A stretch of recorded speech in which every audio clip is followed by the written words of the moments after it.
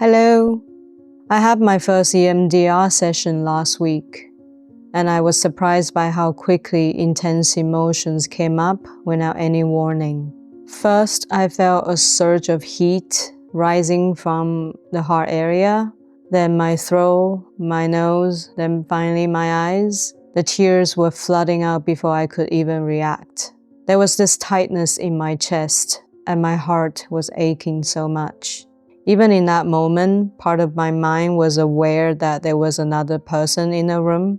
I could hear my psychologist whispering, "It's okay," repeatedly while I was crying. And even though I'm not used to being so vulnerable in front of someone, I couldn't stop right away. The emotion was just too strong. I got myself together as soon as the intensity started to fade. But I'm not sure if I was truly done crying or if I just didn't want to keep her waiting. I think my politeness wasn't helping me at the time because crying was part of the process. Even though it was brief, but I felt completely drained.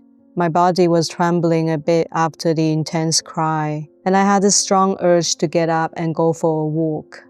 My life is usually very quiet and calm. But the first 3 days after that session were a real test of my patience. I found myself more agitated and irritated than usual.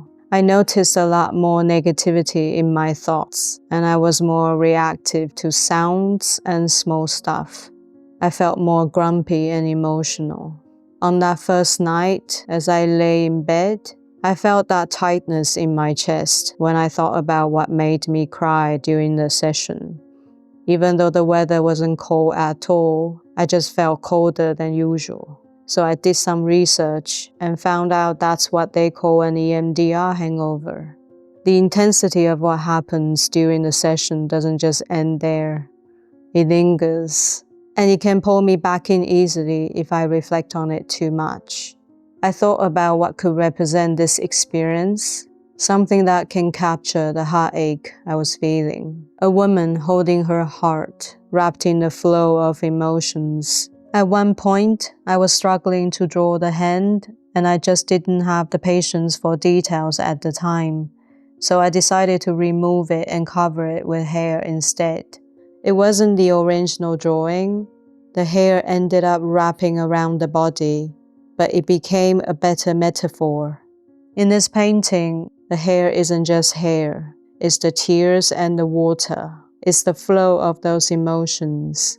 This painting might not be my best work, but it's one of the most meaningful pieces I've ever done.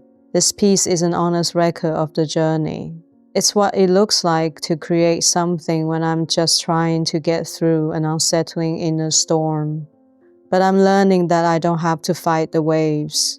I just have to let them carry me to where I need to go. If you're about to, or you are going through the same thing, I understand how difficult it is.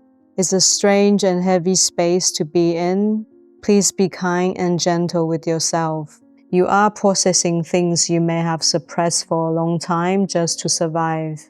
Releasing those blocks can be tough. The sea of our emotions is ever-changing, and some days the waves are higher than the others. But eventually, the water settles enough for us to catch our breath. We don't have to wait for the sea to be perfectly still. We just have to learn how to ride the waves so we can make it through to another day.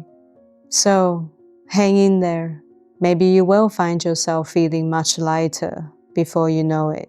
Thank you so much for being part of this journey with me. Take care of your heart, and I'll see you in the next one. Bye!